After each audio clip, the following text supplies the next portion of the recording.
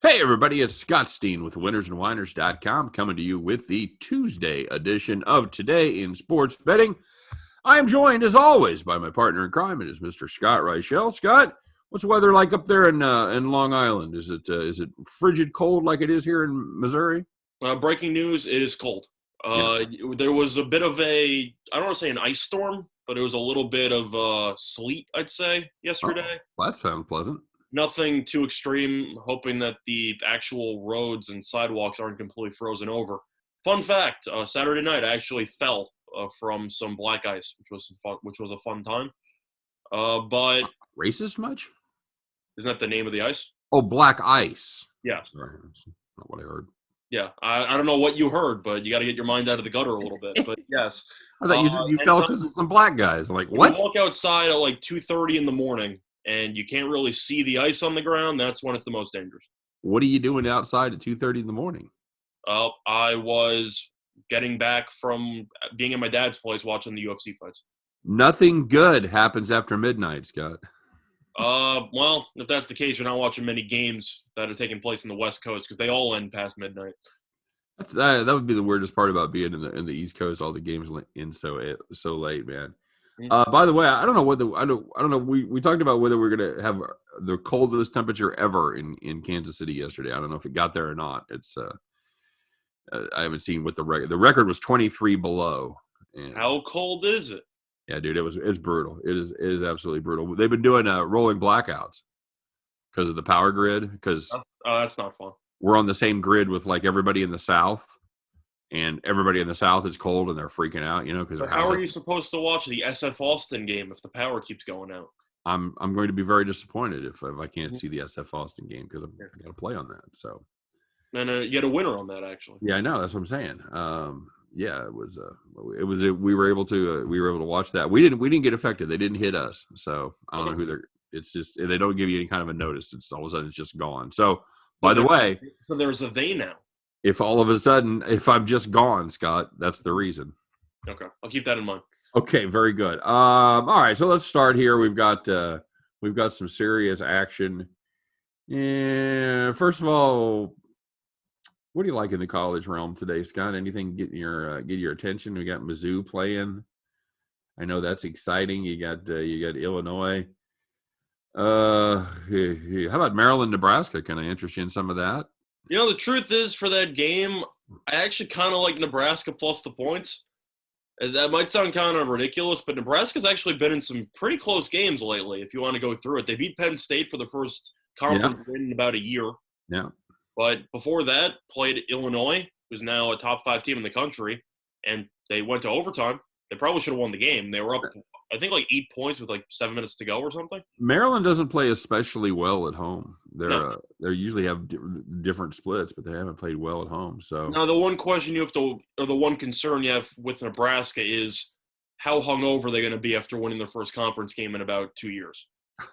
Because I don't mean like realistically hungover, but the point is that they finally got their biggest win of the season, of course, because, they finally won a conference game. Are they just going to be satisfied with that, or are they going to still be hungry to come out and make a statement against Maryland? And I'm assuming they'll come out to make a statement because this team is awful, so they'll take anything they can get to at least, shed the feeling of losing. But a part of me is curious, after that emotional win on the road against Penn State, are they just going to, get down early and take a nap? Like, that's kind of the one concern I have, but I don't want to lay 10 with Maryland. yeah, I don't want any part of that game. You've got a couple of games that should have interest, but you've got Akron and Northern Illinois. Northern Illinois beat them last time. Akron's a 16-point favorite this time. I want no part of that. Akron could absolutely cover, but I don't have confidence. And the other one is the one that we talked about before the show. It's this St. Louis team that's laying 16 to a team that beat them. Just a very similar situation to Akron. Except now SLU is at home laying 16 to LaSalle. I don't want to get involved with that. So I don't really have. You've got Texas Oklahoma was going to be a good game. That's canceled. Then the other game that probably would have been a big number, but I would have considered laying it would be Buffalo Eastern Michigan, and they canceled. So anything get you on the college side? Anything exciting? Well, I have a play today on a matchup between Loyola Marymount and Santa Clara, so I do have one play on the card. Other than that, though, going through everything else, really not much. I was leaning to maybe the over in the Florida-Arkansas game. I decided not to pull the trigger there, but I thought about also maybe taking Fairleigh Dickinson against St. Francis. St. Francis has been pretty awful. I Is know the St. money. Francis of Brooklyn or St. Francis of Pennsylvania? Brooklyn. Yeah. Brooklyn has lost 5 of 6, I believe. This team's kind of heading the opposite direction. I didn't take it because both teams are so bad defensively Right. that the game could really go either way. But I think Dickinson will probably win that game. So at least I want to fade the team that's fallen apart in conference play lately. But for the most part, no, not really. It's one of those cards that if you found something that you want to bet on, I'm sure you could find something that maybe I'm missing, but nothing really jumped off the page besides the one game with Loyola Marymount. So for me, mostly just a wide scale pass. Okay. Very good. I've got a couple of I've got both my premiums are from the college ranks, but it was kind of slim pickings after that. So let's head on to the NBA tonight, Scott. The professional basketball players are getting together again this evening. And we've got a couple games on TV. Why don't you tell us about that first one? It's one of those games for you and I that bitch about the same teams being on TV every single time. Well, guess what? We got a little variety. Now, we got one team that we've seen a little bit, the other team not so much. Scott, what's our first TV game? Well, we got a variety, but I'm not sure if that's a good thing for most people. We have a matchup between two powerhouses in the Western Powerhouses, Conference. that's right. Yeah, between the Pelicans and the Grizzlies. The new faces of the West, sir. Yep, I believe the future faces of the West. That's what they're calling them. Sure. Uh-huh. But yeah, should be a pretty interesting game there. I know you have seen some line movement already, mostly on the total. It has gone from around 230 to mostly 232. A couple 231 and a half still available. And you have a spread, which is kind of split, where you have some books have Memphis -1, some books have Pick'em, and I think one book in particular has New Orleans -1, but it's mostly around Pick'em -1.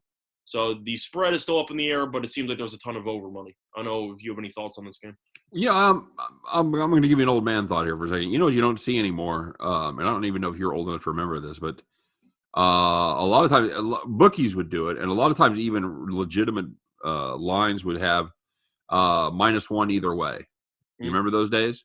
It was a little bit back, but yes. Yeah, it was like whoever, if you had a game like that, there was no pick 'em, basically. So whoever you took, you were laying a point. So, God bless the bookies. Yeah, these are two teams that just have a nodding acquaintance with defense. The Grizzlies, I know, are supposed to be a little bit better on defense, but man, they have not played good defense lately. I'm like you. We talked about this before. I probably lean more towards New Orleans than you do, but I think you and I are both on the over here is kind of the play. Yeah, I'll go official with the over there. It's just a matter of both these teams are so bad defensively. If you want to talk about trends, New Orleans is 4-0 to the over in the last 4. Memphis is also 4-0 to the over in the last 4. These games haven't even been close. I mean, if you want to go through the Memphis totals here, you have totals of 223.5, 224, 218.5, and 228. The games landed 241, 244, 220, which ended up going over with 218.5. Then you had Sacramento, which landed 234. Right. When I talk about New Orleans, you have totals of 225, 231, 233.5, and 222. Those games landed 231, 245, 273, and 235. So these games aren't even close. I got to go with the over. Nobody's paying attention to what you just said. Correct, but I had to say it. So that was just a lot of numbers to just. A lot of numbers, but the point is that these games are going over, and they're not going over by a point or two. These games are going over by like 5 and change. Now the problem is we've lost 3.5 points of value as far as taking the over. Does that bother you? Truth is no, because you can still get 231.5 on Bet Online, so you can still beat some of the line move there. Truth is, the question is, when you say you missed out on some line movement, that also depends on where you think the line's going to finish. Because you might be a little bit late to the party, but showing up halfway through the party still can be a fun time. So I think that if you expect this line to continue climbing like I do, Like, for example, am I going to feel bad about taking 231.5 if I think the line's going to close at 233? Of course not. Even though I already missed a point and a half, I don't think there's going to be much under money coming in. And this game should probably land around 233, 233.5. So if I can still get 231.5, I'll take it. I think you'd agree with that. I'm looking to see if there's no 231.5 anywhere left, buddy. Oh, really? I thought Bet Online had. Nope, and I've got it on my grid at 232, and I opened up Bet Online, and it does have 232. So that 231.5 is just a memory of the past, my friend. Well, I'll look to see if I can find a 231.5. But either way, good luck. I thought my party analogy wasn't that bad. It was very good. It actually was. It was very good. It's called being fashionably late to the party. That's what I believe it's called. Yeah, as long as people are still drinking and there's some food left. Yeah, I don't want to get there after the barbecue's gone because that goes first. So I found a 231.5. It's at minus 115 on BetMGM. Where? BetMGM. Really? Yep. So I'll take the 231.5. All right. Well, there you go, bud. And the over money is coming in.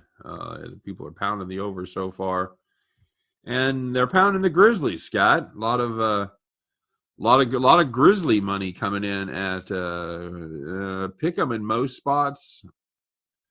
Got a side for us there, my friend? Well, I like the over as my favorite play in that game, but I gotta take Memphis. At the end of the day, Memphis should have beaten the Lakers most likely. It was up pretty handily in the first half and then completely fell apart in the third quarter, which is what the Lakers are kind of known for slow starts and then rallying the troops. But New Orleans over the weekend was just, they were an eyesore. There's really no other way to put it. In addition to giving up 143 to Dallas on Friday, which, isn't great. You play on the road against Detroit. Yeah. You give up 123 to Detroit and lose by 11. Yeah, that's a problem. And giving up 129 to the Bulls and losing by 13. I can't back this team. Like Memphis, don't get me wrong, has Memphis played well lately? No. Memphis is 2-5 in the last 7. But they've won 2 of 3, and this team has definitely looked more competent at, I'd say, a higher percentage of the time. This New Orleans team is the most unpredictable team in the league for me. We both know that they're bad, but every single game is like a tale of two halves. I don't really know what happens where they look really good for a quarter, and then they get outscored 33-20 in a random quarter, and I don't really know what happened. Yeah, they don't have it in it. By the way, that's the most handicappers way to say that ever, that they've won 2 of their last 3. Yes, because they've also lost 5 of their last 7. No, that's what I said. Yeah, I know, but I'm saying at least Memphis has looked like they're trying to turn a corner. Like New Orleans, you think is going to turn a corner because they won great, and then everything just falls back to 0. Yeah, that's what I was telling you. They had a nice little 4-game win streak there. They picked up a good win against Phoenix, the good win against Memphis. They beat this Memphis team by 9. It's like you climb up a quarter of the way through over the mountain, and the next thing you know, you're thinking out and you start back at the bottom. Then they dump by double digits to Chicago and Dallas and Detroit, and you're like, okay. I simply put, even though I don't really trust either of these teams, I have to trust Memphis more than New Orleans. I'll take the home team, but barely. I like the over. I'm with you. If you friends don't let friends take a side here. If you like this game, you want to watch this game, play the over. That's what I'm saying. I expect a lot of points. So, all righty. And then who is our second game? It's got to be Brooklyn Phoenix, right? Yes, it will be. No sleep till Brooklyn, Scott. Well, fun fact, this game was supposed to be at 10 o'clock, and then they realized, oh, crap, it's supposed to be on TV, so they moved it half an hour later. I don't know how fun that fact is. It's not fun for people on the East Coast who want to go to bed early, but I guess they realized – I have to assume it's solely based on TV scheduling that they moved it because they realized the first game's at 8 o'clock. So right. Oh, yeah, absolutely. Absolutely. Are they both what is it, Tuesday night? TNT got them both, or who's got them both? Yeah, TNT has them both. Yeah. So the point is you can't start at 10 because you're going to miss the first quarter. Yeah. Yeah, and there could be a lot of fireworks in this one. Suns minus 5.5. 231 is the number. We missed it and you and I talked about this, Scott, because it was announced yesterday that Durant wasn't playing. So, but this number opened at 3. It's gone to 5.5. 5. You can still find 5 in some spots. but it is pretty consistently 5.5 on most of the board. Scott, explain the line move to me. Well, I think a decent portion of it has to do with the fact that the Nets had to play a back-to-back yesterday. Mm-hmm. And it wasn't just a regular back-to-back. It was against the Kings. So you know that you had a lot of cardio practice there, or a lot of reps, because they're going up and down the court in about 10 seconds apiece. Now, I know the Nets won that game. Offensively, they were fantastic, but mostly because, once again, Sacramento's defense is potentially worse than Brooklyn's, which is almost impossible. But that team is awful. I'm not really sure how Luke Walton's still head coach, but that's a separate story for another day. Point is, you have a Phoenix team which has been, how do you want to put this, rising? Is that a good way to put it? Yeah, that's I couldn't have done it better myself. That's fantastic. Yes, but this Phoenix team has been playing really well lately, and it's also been against good teams, which I think is something that people forget about. It's one thing to go on a run against I'd say the bottom feeders of the conference, but when you have an Eastern Conference series, I mean, they beat Detroit. Yep. That's a bottom feeder. Beat Cleveland, it's also a bottom feeder. Mm-hmm. Boston's mediocre, but still won by 9. I think that's still an impressive win. Yep. Beat Milwaukee as an underdog at home. Yep. Beat Philly as a home favorite by 9. They were laying 1.5 there. It's 120 points. Was great in the game. And they beat Orlando, who's awful, by 19, and they were favored by 11.5. So Phoenix right now has won 6 in a row. This team is one of the hottest teams in the league. They're not Utah Jazz hot, which is pretty much otherworldly at this point. But you want to look at Brooklyn, this team's won 3 in a row, but it's in the middle of a West Coast trip. I know Durant's not playing. Based on the line movement alone, I'm also going to assume that either Harden or Kyrie might be on a min restriction or something here, because something seems a little bit dicey when it comes to the line movement. I think you'd agree. You've had about 3.5 points a line move over the course of the last 12 hours. I got to assume there's something injury related that nobody's talking about. I always wonder how much of that is just the public waking up and going, "Oh shit, Durant's not playing. Oh, I got to pound Phoenix." I still think people like Harden and Kyrie too much for the public. You think the public has actually watched Phoenix play basketball? They should. Phoenix is a great team, but I don't think the public's going to be sprinting to bet against Harden and Kyrie. Really? I really don't think so. Huh. I mean, Harden had another triple-double last night. Kyrie had 40. I don't think the public factors in back-to-backs too much. So I really don't know. I think that if you like Phoenix, I think the value might have kind of gone at this point. But that's a pretty good. That's a pretty. I mean, that's you think about the West Coast and everybody just kind of groups it together. It's like, well, they fly from Sacramento to Phoenix. That's a decent distance. Yeah. That's like going from I don't know what, New York to Detroit, maybe New York to Cleveland, where it's not it's not nothing. And we talked about it. I talked about it in one of my videos. It's not necessarily the time in the air that kills you. It's just the hassle. Mm-hmm. It's checking out of the hotel, dragging your bag, you're dragging your luggage around. Now you got to do all the COVID stuff, and traveling is a pain in the butt. If anybody's ever done it for business, or it's the same kind of thing, especially if you're doing it every day. So I'm just speculating based on injuries, because that line, to me, at least the amount of line movement in that game, I think has kind of caught me a little bit off guard. Yeah, I was surprised, and I do have a premium play on this one, so I figured it would move up to 3.5 tops. You had to figure the Durant was already baked in there at 3, and then I figured Phoenix having an extra day off, Phoenix staying at home for another home game, and Brooklyn having to play in California late at night, and then having to travel to Phoenix would play a factor. But I didn't think you'd already see about 2.5 points a line movement already. I didn't think that would happen. Well, and this is going to be. I'm not picking Brooklyn. This is going to be one of the lower numbers that the Nets have seen. You have any interest in the total there, buddy? Truth is, if I was going to play it, I'd probably take Phoenix team total over. Yeah. Which is how I would go about it, because I think that the Nets, of course, have to play a high-scoring game. They just don't play low-scoring games. I know that you have an exception here and there where they ended up playing against the Pacers and the Heat and a couple of teams that offensively are a little bit challenged. Phoenix has played a little bit slowly this year, but then they also played a fast-paced team in Milwaukee, and that game ended up landing in about the 250s. Mm-hmm. So they have played some high-scoring games against high-scoring teams. The Philly game was another good example. You had that game also get into around the 230s. It wouldn't surprise me if the Nets have a bit of a no-show here.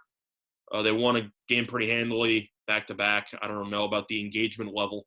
Phoenix didn't give it everything they have, but I still think that the Nets defense is terrible. So if I was going to look to an over, and I think the Nets might be a little bit gassed, I don't know why I wouldn't take Phoenix team total over in this one. Yeah, this is the highest total game that Phoenix has been involved with this year. Is the highest number on any of their games. 118.5 is a team total over. Yeah, and I think that you can make the argument that even though they might sound a little bit high, you go through Phoenix's recent results, 3 of their last 4 they've totaled at least 119 points. Yeah, that's true. So that's true. If I was going to look at this from a total perspective, I would take Phoenix team total over. All right, very good. What's your favorite play? My favorite play is probably Phoenix team total over. Okay. All right, very good. As much as I like the Suns team, I still think 5.5 is a little bit too many points, unless you get some last minute injury news that either Kyrie or Harden are not playing, which I still think might be on the horizon. Okay. I think somebody might know something there because there's been a lot of line movement there. But whether Kyrie plays, whether he doesn't play, whether any of these superstars play for the Nets, this team can't guard anybody. So I think Booker probably goes for 35. Would it shock you if Booker went for 35 again tonight? Probably not. No. So, yeah. All right, very good. Anything else from today's NBA card that has your attention? Really, no. Nothing really jumps off the page. I would actually consider taking the points with Oklahoma City. I don't really know what's going on with the Thunder because this team on paper was supposed to be fighting with the Pistons for probably the worst record in the league. But Oklahoma City, this team plays really, really hard, which sounds like a complete cliche. I know that they're 11-15. I wasn't sure if they'd win 11 games all year. Did you realize they're 11-3 against the spread against winning teams? Yeah. No, this team hangs tough, and they beat Milwaukee over the weekend. I mean, you can argue that tells you all you need to know about Milwaukee, but, you're going through the line here. Played the Lakers twice on the road, lost in overtime in both games. Played the Nuggets, lost by 2. Probably should have won the game if it wasn't for that Diallo half-court goaltending at halftime, which is one of the stupidest plays I've ever seen in my life. I don't know if you saw it or not. No. So Murray ended up attempting a half-court heave at the end of the first half. And Diallo, the guy on Oklahoma City, is standing by the rim. And he tried to do one of those shot after the buzzer goaltends where you block the shot on purpose so you don't see the ball go in. But he got the shot off in time. So they counted it as a goaltend. So it was a free 3 points for Denver, and then Oklahoma City ended up losing by 2. So you can argue Oklahoma City should have won the game, mathematically speaking, and then they ended up beating Milwaukee. So Portland's won 4 in a row. But truth is, I watched them against Dallas down the stretch, and I really wasn't that impressed. Just this team defensively is just so bad. Oklahoma City, this team on paper should be awful, and they beat Milwaukee without Gilgeous-Alexander. This team is just tough to play against. I just can't believe that's not going to come back to haunt them. I just can't believe this team can win consistently without Gilgeous-Alexander. Oh, I'm not saying this team can win consistently. I'm just saying I don't want to lay 5.5 with Portland. No. Portland can't guard anybody. So I think that there's a good chance Oklahoma City can keep this game close. And that's kind of what I'm banking on. But am I going to play it? Probably not. But I'm definitely looking. It's another fool's gold team is this Portland Trailblazers. They've won and covered 6 of 7. And you're about, oh, yeah, okay, well, that's – I just watched them play. I know that they're missing a bunch of pieces. I know that Nurkic is still out. McCollum's not out. So I'll give Lillard props and Melo props, actually, for kind of, holding the fort. But I don't know. I just watched Portland. I'm really just not that impressed by them, even though they have been winning games. I agree. They're down some players tonight too. Well, I want to ask you something, which I feel like is worth talking about for a big picture thing. People keep talking about Anthony Davis and how the Lakers might struggle to cover spreads with Anthony Davis out and everything like that. Am I wrong for thinking the Lakers are going to turn into an over team now that arguably the best defender in the entire league is not in the lineup anymore? I feel like nobody's talking about the totals in these games. No, and I think that the Lakers have to play small, right? I'm assuming you're going to put LeBron the power forward and just tell him to do something. Yeah, they're gonna.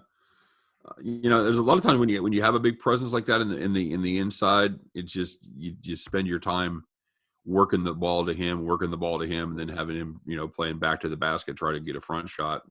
And what do you do if you're the Lakers for replacement? Do you bring in Montrezl Harrell, who's an abysmal defender? Because Marc Gasol is only going to give you 15 minutes a game tops. Yeah, maybe.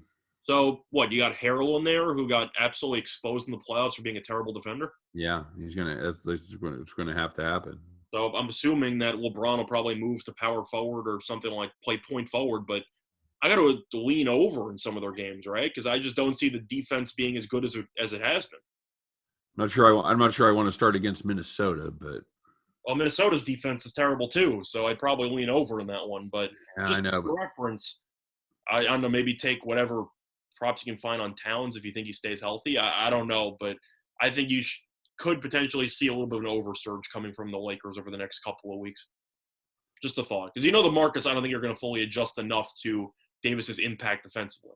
Yeah, at least early. Yeah, it's Yeah. probably not a bad play. So that's this is a Minnesota team has scored more than I thought here. They've put up 112 or more for their last 5 games. They played some decent teams. They played Dallas. They played. That's what I'm saying. This team offensively is decent, but this team defensively is a lost cause. Oh no, they're dreadful. They're Correct. So that's why I'd probably lean over in that game.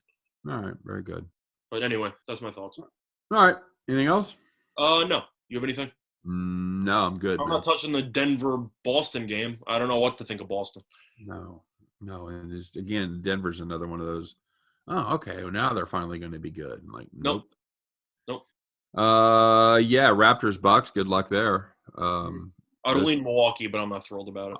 Psycho Milwaukee team. No. Yeah, correct. I'm not touching it, but no part of them. All right. Well, there you go, guys. That's our show for today. We've got a couple strong plays there, I feel like, and we got a couple of good games that are going to be on TV, so it should be interesting to see. As always, if you're looking for more great picks, don't forget I have a premium service as well. Just head over to winnersandwhiners.com, which is also a great place to check. You need to get a second opinion on any of these games, every game, every day. Full details and handicaps, always there, always free. winnersandwhiners.com. And for myself, for Scott Reichel, for all of us over here at Winners and Whiners, wishing you guys nothing but the best today. Hope every one of those tickets in your pocket turns into cash money back at the window. You guys have a great day. Stay warm, everybody. And we'll see you tomorrow on Today in Sports Betting. Take care.